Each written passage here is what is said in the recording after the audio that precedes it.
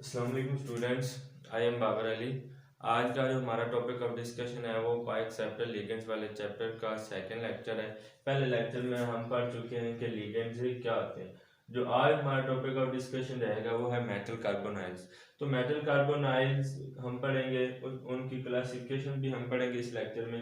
तो इससे पहले कि हम मेटल कार्बोनाइल्स को डिस्कस करें, थोड़ा सा लिगेंड्स को टच करेंगे कि लिगेंड्स क्या होते हैं। हमारे पास ये है एक कंपाउंड है, इसे हम बोलते हैं कोऑर्डिनेट कॉम्प्लेक्स कंपाउंड। ठीक है, अब क्या कर रहा है, इसमें ये एक एटम है। ठीक है, इसके पास लोन पेयर है। ये सेंट्रल मेटल एटम को अपना इलेक्ट्रॉन पेयर क्या कर रहा है, डोनेट कर रहा है। अब मेटल क्या कर रही है, इलेक्ट्रॉन पेयर को एक्सेप्ट कर रही है, और ये वाला जो एटम या आयन या मॉलिक्यूल है ये अपना इलेक्ट्रॉन पेयर क्या कर रहा है, इसको डोनेट कर रहा है। अब किसी भी कोऑर्डिनेट कंपाउंड में जो एटम, मॉलिक्यूल या आयन अपना electron pair central metal atom को, सेंट्रल मेटल एटम कौन सी होती है, ट्रांजिशन मेटल होती है, डी ब्लॉक एलिमेंट्स में से। ठीक है, जो भी एटम अपना इलेक्ट्रॉन पेयर डोनेट करेगा उसे हम क्या बोलेंगे, लिगेंड बोलेंगे। ठीक है, अब लिगेंड, अब मेटल के पास एक तो वैकेंट डी ऑर्बिटल जो है वो होना चाहिए टू एक्सेप्ट इलेक्ट्रॉन पेयर। इसके बाद ये जो लिगेंड होता है इसके पास लोन पेयर या इजाफी इलेक्ट्रॉन होने चाहिए जो इसको ये डोनेट करे, और इसके नतीजे में ये जो बॉन्ड बनेगा इसे हम बोलेंगे सिग्मा बॉन्ड। इसे हम क्या बोलेंगे, सिग्मा बॉन्ड। अच्छा, हमारे पास एक क्लास एक ऐसी है, फॉर एग्जांपल ये नाइट्रोजन ऑक्साइड है ना, नाइट्रोसोनियम ऑक्साइड। ठीक है, इस पे प्लस चार्ज है, इसके पास एक इलेक्ट्रॉन पेयर होता है, ये किसी मेटल को क्या कर देता है, डोनेट कर देता है। अब मेटल को जब ये डोनेट करेगा इस पे नेगेटिव चार्ज आएगा, इसकी ऑक्सीडेशन स्टेट क्या होगी, लो होगी। मेटल चाहती है कि मैं अपनी ऑक्सीडेशन स्टेट स्टेबल करूं, क्योंकि मेटल जो होती है उनका इलेक्ट्रोपॉजिटिव करैक्टर होता है। अब इसके पास डी ऑर्बिटल जो है इसमें इलेक्ट्रॉन ऑलरेडी मौजूद है, एक इलेक्ट्रॉन पेयर आया तो इसके पास इलेक्ट्रॉन इजाफी हो गया, इस पे नेगेटिव चार्ज आ गया। अब ये जो नाइट्रोजन है इसका जो अब हाइब्रिडाइजेशन होती है, उसमें जो ऑर्बिटल्स होते हैं ना वैलेंस शेल में, उनमें एक इलेक्ट्रॉन पी एक्स में होता है, एक पी वाई में होता है, और ये जो जी होता है ये एम्प्टी होता है। अब ये जो नाइट्रोजन है इसके पास एबिलिटी है टू एक्सेप्ट इलेक्ट्रॉन पेयर, क्योंकि इसका एक ऑर्बिटल क्या है, एम्प्टी है, खाली है। तो मेटल के पास इजाफी इलेक्ट्रॉन्स हैं, ये चाहती है कि अपना इलेक्ट्रॉन पेयर किसी भी एटम को डोनेट करे। तो इसका इलेक्ट्रॉन पेयर जो होता है ना वो नाइट्रोजन क्या कर लेता है, एक्सेप्ट कर लेता है फिल्ड डी ऑर्बिटल में से। अब इसके नतीजे में जो बॉन्ड बनेगा उसे हम क्या बोलेंगे, पाई बॉन्ड। ठीक हो गया, सिग्मा बॉन्ड ऑलरेडी मौजूद है, अब जो बॉन्ड बैक बॉन्ड बना है उसे हम पाई बॉन्ड बोलेंगे। अब मेटल ने लिगेंड को अपना इलेक्ट्रॉन पेयर दिया है तो इसे बैक डोनेशन बोलेंगे। और जो लिगेंड है, इस तरह का लिगेंड जो इलेक्ट्रॉन पेयर मेटल से एक्सेप्ट करेगा, ऐसे लिगेंड को क्या बोलते हैं, पाई एक्सेप्टर लिगेंड, पाई एक्सेप्टर लिगेंड। तो ये था जस्ट ओवरव्यू लिगेंड्स क्या होते हैं। इसके बाद हम डिस्कस करेंगे कि मेटल कार्बोनाइल्स क्या होते हैं। Metal carbonyls are the transition derivatives with carbon monoxide. ये हमारे पास है कार्बन मोनोऑक्साइड, इसके पास कार्बन पास एक लोन पेयर होता है। जब ये मेटल को किसी भी ट्रांजिशन मेटल को डोनेट करेगा तो इसके नतीजे में जो कोऑर्डिनेट कॉम्प्लेक्स बनेगा उसे हम बोलेंगे मेटल कार्बोनाइल्स। अब जो कार्बन होता है इसके पास जो एक्स पी ऑर्बिटल होते हैं ना, उनमें जो जी ऑर्बिटल होता है पी जी, ये खाली होता है, इनमें इलेक्ट्रॉन पेयर होता है। अब जब ये इसको डोनेट करता है तो सिग्मा बॉन्ड बनाता है। ठीक है, अब इस पे नेगेटिव चार्ज आता है तो मेटल क्या करती है, इसको अपना इलेक्ट्रॉन पेयर बैक डोनेट करती है, और ये कार्बन जो है ये इलेक्ट्रॉन पेयर एक्सेप्ट कर लेता है। इस तरह इसके दरमियान जो बॉन्ड बनता है वो पाई बॉन्ड बनता है, और इसको सीओ को हम पाई एक्सेप्टर लिगेंड बोलते हैं। ठीक है, अब पाई एक्सेप्टर लिगेंड, कौन सी मेटल्स जो हैं वो कार्बोनाइल्स के साथ स्टेबल कॉम्प्लेक्सेस बनाएंगी, स्टेबल कार्बोनाइल्स बनाएंगी। फॉर एग्जांपल जो ट्रांजिशन मेटल्स की फर्स्ट रो है ना, जिसमें आपके पास वेनेडियम से निकल, वेनेडियम से निकल तक जितनी भी मेटल्स हैं वो कार्बोनाइल्स, स्टेबल कार्बोनाइल्स बनाएंगे। इस तरह दूसरी रो में आ जाए तो मोलिब्डेनम से रहोडियम तक जितनी भी मेटल्स हैं वो कार्बोनाइल के साथ स्टेबल कॉम्प्लेक्सेस बनाएंगी। इस तरह टंगस्टन से आई आर तक के जितनी भी मेटल्स हैं वो इसके साथ स्टेबल कॉम्प्लेक्सेस बनाती हैं। क्यों बनाती हैं कि ये जो मेटल्स हैं इनके पास हाफ फील्ड डी ऑर्बिटल्स होते हैं to accept electron pair from ligand. ये क्या कर सकती हैं, लिगेंड से इलेक्ट्रॉन पेयर एक्सेप्ट कर सकते हैं क्योंकि इनके पास डी ऑर्बिटल्स वैकेंट होते हैं।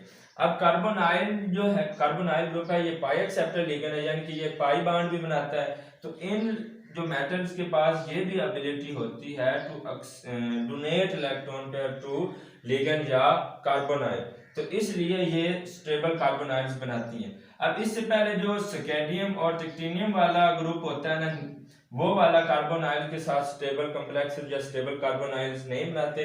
इसकी वजह यह है कि इनके पास डी ऑर्बिटल में 1 या 2 इलेक्ट्रॉन्स होते हैं, ये वापस बैक डोनेशन नहीं कर सकते। इस तरह जो कॉपर और गोल्ड वाले ग्रुप हैं, गोल्ड वाले ग्रुप, उनके जो डी ऑर्बिटल होते हैं वो ऑलरेडी फील्ड होते हैं, वो इलेक्ट्रॉन पेयर एक्सेप्ट नहीं करते, इसलिए वो स्टेबल कार्बोनाइल कॉम्प्लेक्सेस नहीं बनाते। ये हो गया मेटल कार्बोनाइल्स। अब मेटल कार्बोनाइल्स में आता है बाइनरी कार्बोनाइल्स क्या होते हैं और मिक्स्ड कार्बोनाइल्स क्या होते हैं। अगर कार्बन मोनोऑक्साइड ही मेटल के साथ कॉम्प्लेक्स बनाए तो ऐसे कार्बोनाइल्स को, ऐसे कॉम्प्लेक्सेस को हम क्या बोलते हैं, बाइनरी कार्बोनाइल, जिसमें जस्ट मेटल और कार्बन मोनोऑक्साइड या कार्बोनाइल ग्रुप ही पाए जाए। अब मिक्स्ड कार्बोनाइल में क्या होता है कि मेटल कार्बोनाइल भी अपना इलेक्ट्रॉन पेयर मेटल को डोनेट करेगा और कोई और मेटल कोई और लिगेंड भी अपना इलेक्ट्रॉन पेयर क्या करेगा, इसको डोनेट करेगा।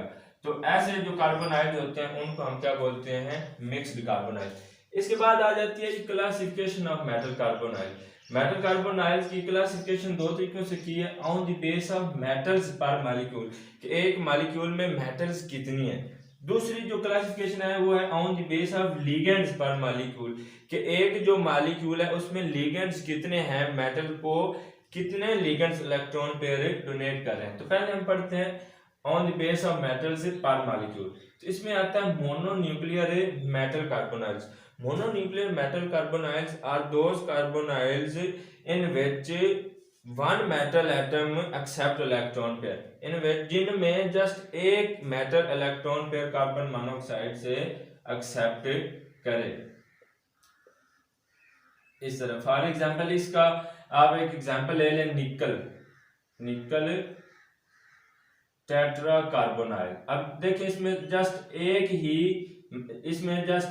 एक ही मेटल जो है वो इलेक्ट्रॉन पेयर एक्सेप्ट करके, इसका जो जनरल फार्मूला होता है वो होता है MCOX। X जो होता है वो आप ले सकते हैं 4 to 6, यानी 4 कार्बोनाइल भी लिगेंड को इलेक्ट्रॉन पेयर एक्सेप्ट कर सकते हैं, 5 भी और 6 भी। इसके बाद आता है बाई न्यूक्लियर और ब्रेज nuclear metal carbonyls, those carbonyls in which two metal atoms combine, in which two metal atoms accept electron pair from ligand are called binuclear or bridge nuclear metal carbonyls। for example हमारे पास ये metal है, ठीक है, इसको दो metals, इसमें कितनी metals होंगी, 2 मेटल्स होंगी, एक ये और एक ये। अब इनको जो कार्बोनाइल्स हैं वो अपना इलेक्ट्रॉन पेयर डोनेट करेंगे, एक इधर से कार्बोनाइल इसको अपना इलेक्ट्रॉन पेयर डोनेट करेगा और एक इधर से। तो ऐसे इनको ब्रिज इसलिए बोलते हैं क्योंकि इनके दरम्यान में ब्रिज सा बन जाता है। इनकी एग्जांपल है Fe2CO10।